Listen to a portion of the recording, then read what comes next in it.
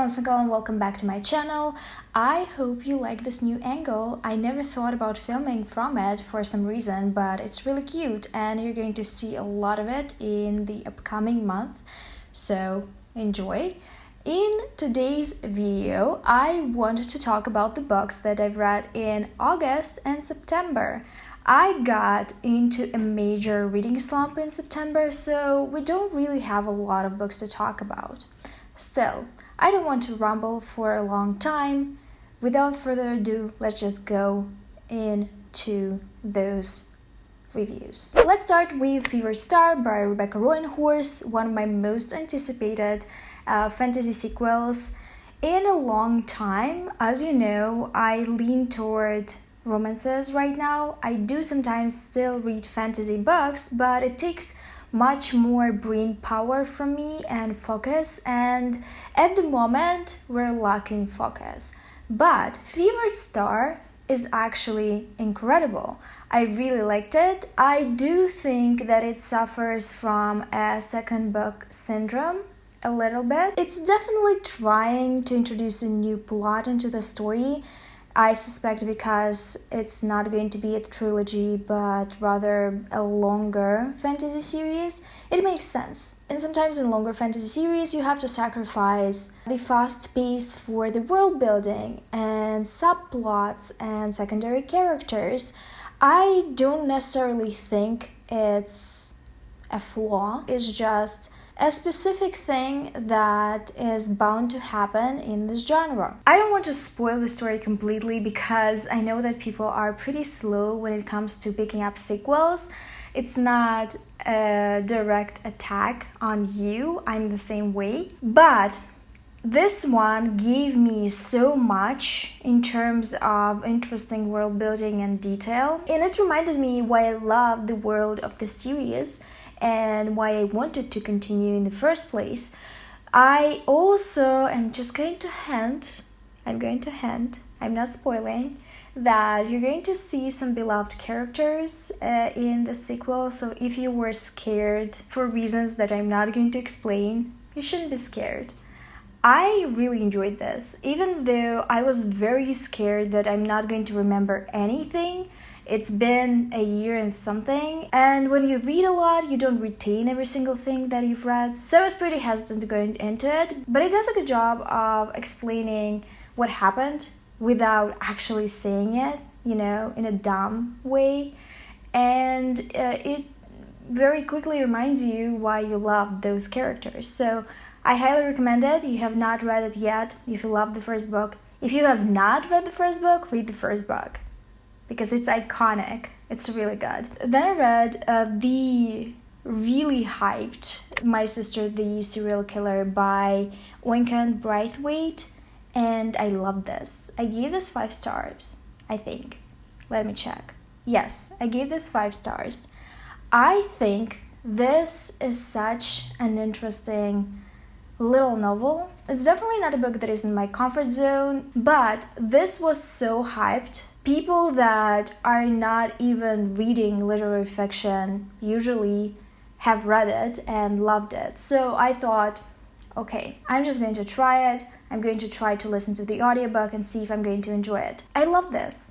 Not even because of the premise. It gave me something to bite into, to dissect, to think about, because at the center of it is a very complex relationship between 2 sisters. I love books about familial relationships, specifically about how complicated and difficult sometimes they are, and that book gave me exactly what I needed. The story is about 2 sisters. They were very close since they were children because of their abusive father and them needing each other in the moments when he was at his worst. The youngest sister was always the favorite in the family. Overall, in the outer world, people usually like her more.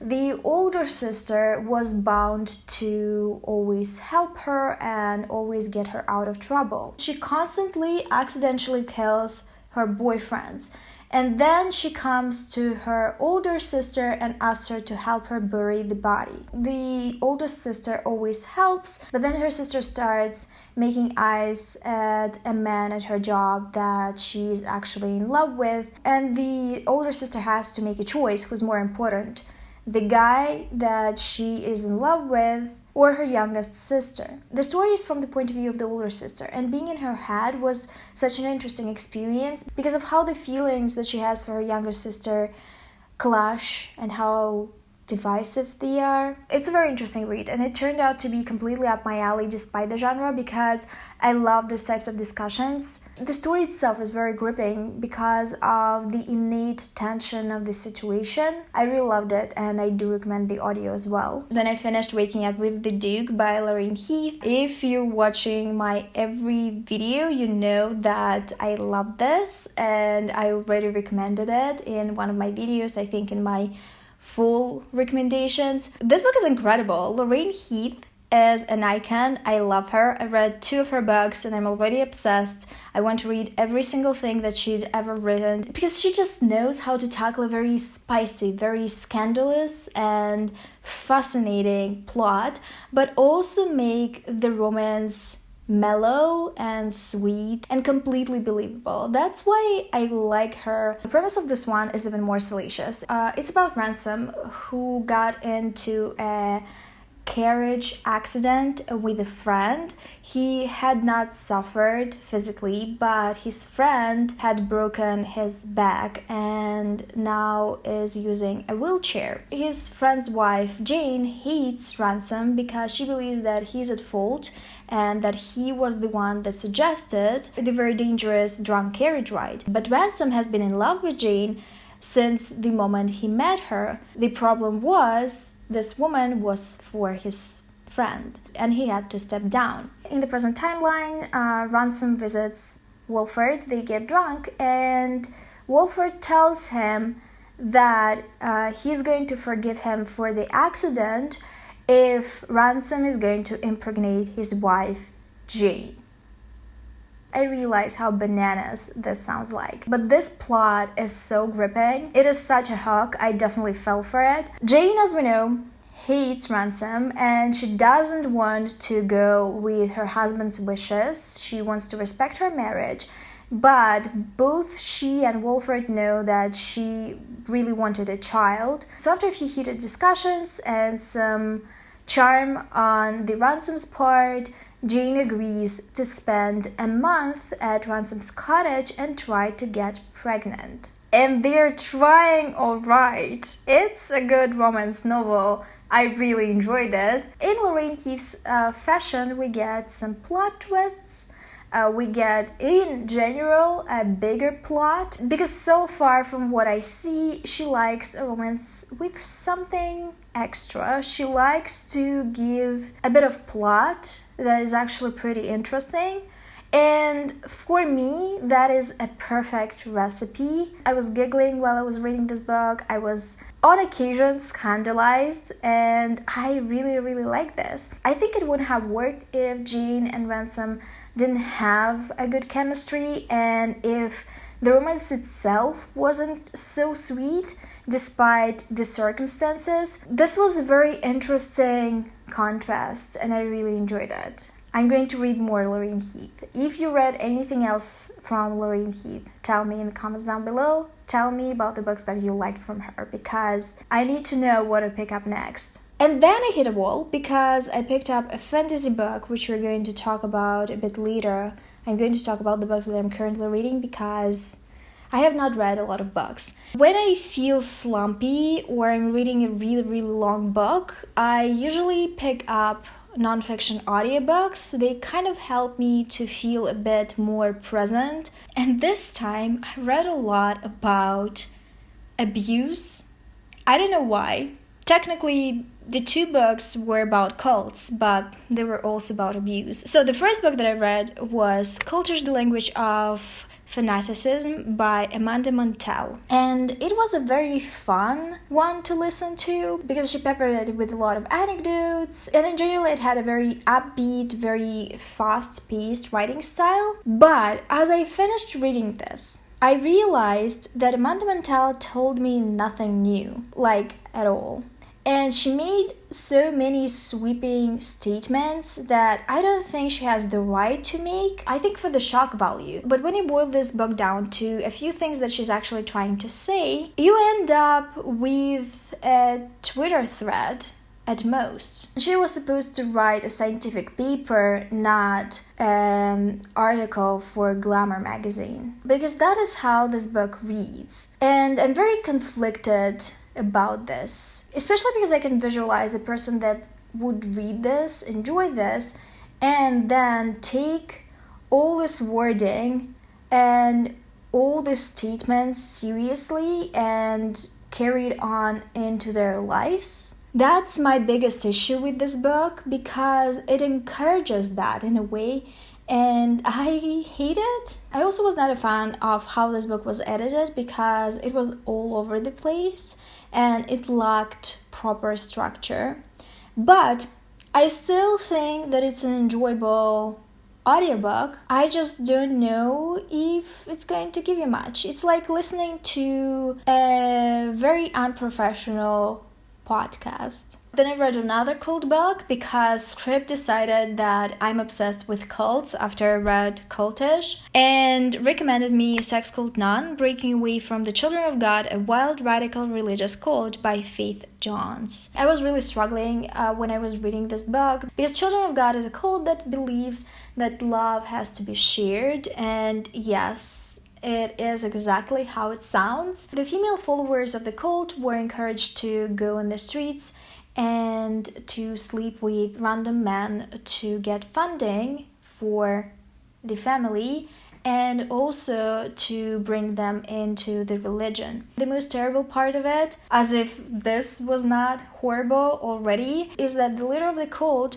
who is the author's grandfather, believed that children have to experience sex when they're young. And Faith, the author, talks very frankly about all the things that happened to her friends, to children in the cult. And it's very difficult to listen to. I had to stop a few times and put the book away because I just couldn't listen. I felt very nauseous, and at one point I actually thought I'm going to barf. So if you're going to read this book, if you actually want to know about this cult and you want to know about this cult in detail, be prepared to read about extremely traumatic experiences. This book took an emotional toll on me, and after it, I took a break from reading. And of course, because I didn't know how to properly care after myself, I picked up I'm Glad My Mom Died by Jennette McCurdy. Everyone was talking about this book, and the title was just so interesting. It is definitely eye-catching, and I had no idea who Jennette McCurdy is at all, because iCarly was not a show that I watched. I just picked it up because I was hearing about this book from everywhere. Even from people that never read nonfiction. And oh my fucking god, it was so good. It is such an excellent memoir. Jennette McCurdy said a couple of times throughout the book that she wanted to become a writer, and she is an incredible writer. I hope she actually publishes something else. The story itself is very multidimensional and complex. Not a lot of books make me emotional because I'm not an emotional reader. But Jennette was just so vulnerable, and the story was so raw that I teared up a few times. Jennette McCurdy is a child actress. She is most known for her role in iCarly. And in this book, she talks about the difficult relationship that she had with her mother. Her mother encouraged her to do acting, and as with a lot of parent-child actor relationships, it was not particularly healthy. Jennette really loved her mom though, and a lot of the abuse went past her head for a long time. She just wanted to please her mom, which is understandable for a child. As she goes through the story, she just starts picking apart all the things that her mom ever told her and looks at it from a different angle that was not available to her when she was a child. Her mother also had cancer, so Jennette was trapped between wanting to spend time with her mother while she can and doing every single thing that pleases her, and her own growing independence, wanting to be free from her, wanting to have a healthy life. There is a scene in this book that legit made me cry, and I think it encapsulates what the story is about and how difficult it was for Jennette to navigate her feelings. When her mother developed brain cancer and she got hospitalized, the family came to see her, and it was extremely difficult for Jennette to see her mother like this. And I completely get it, because it just sounds like a nightmare. But at the same time, in her desire to please her mother, this whole time while she was in the hospital, she was telling her how thin she had gotten, how little she is, because her mother, while Jennette was growing up, was starving her, so Jennette would look younger and get younger roles. I think if you're even a little interested in this book or in Jennette, you should read it. She has a huge talent for writing, and I hope she writes more, because it's definitely something that she has to pursue. The last book that I read in this past 2 months was very different, because I just could not read another emotional memoir, and I wanted something light to get distracted.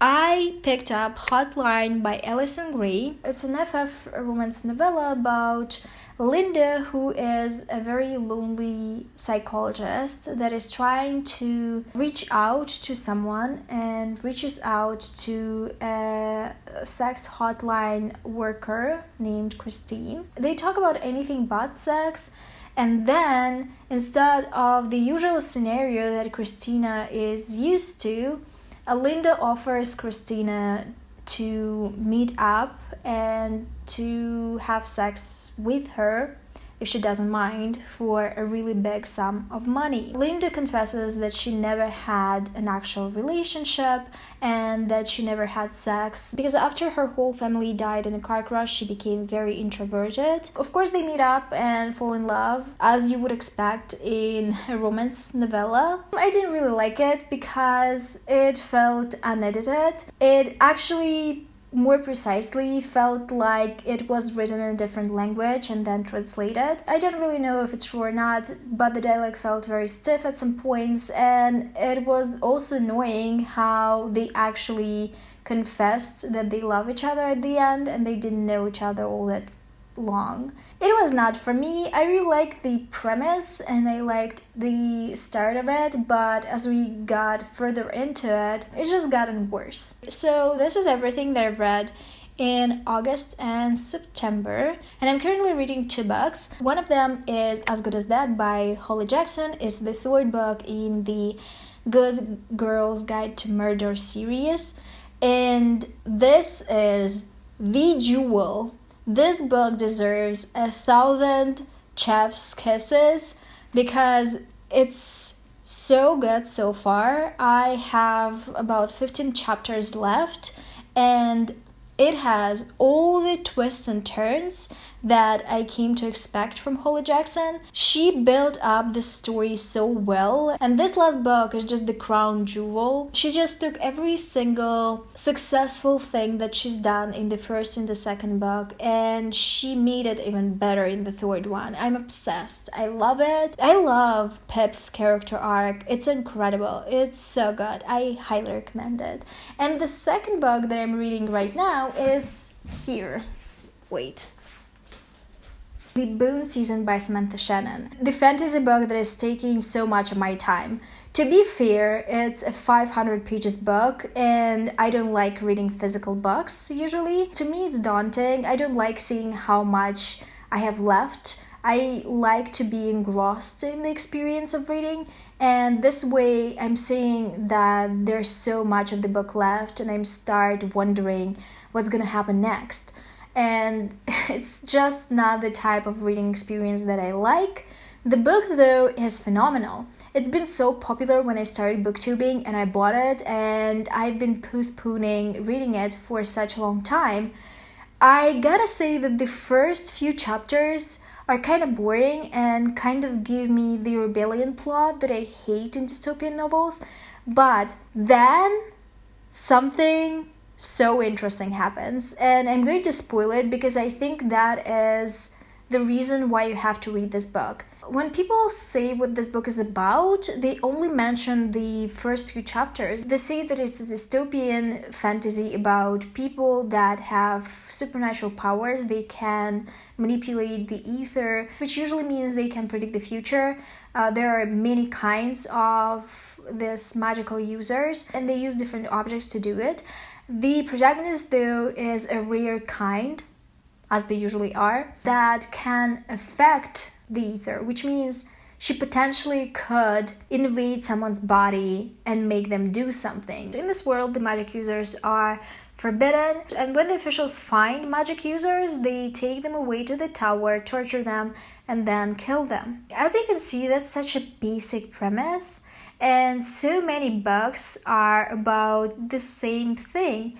But what makes this book so interesting is that they are actually taken to the tower, and instead of being murdered, they relocated to Oxford, the territory which was forbidden from visiting because the larger society believes that something happened there and it's unlivable. The protagonist is introduced to an actual world order and this new species called Rephaim, who have been living by their side for the longest time, and to whom the official government was sending off the magical users so they would be trained into guardians and help Rephaim kill the buzzers. This book is almost a first contact book because Rephaim are quite different from humans. They have a different culture, they feed differently, and they come from a different world that only the magical users can access. This book has such a fascinating world building. It is a fantasy written from the first point of view, and they rarely are. And at first it felt so difficult for me to get into because of the point of view, but it's just so snappy, and I love the protagonist, and I love getting to know this world. I have not finished this book yet, and I already think this book is incredible just for how interesting and detailed and thought out the world building is. Okay, so these are all the books that I've read recently and the books that I'm currently reading. Tell me about the books that you're currently reading in the comments down below, or the books that you've read recently and that made an impression on you, bad or good. If you reach this point, leave an autumnal emoji, whatever it means to you. I hope you enjoyed this video. I'll see you soon with another one, but until then,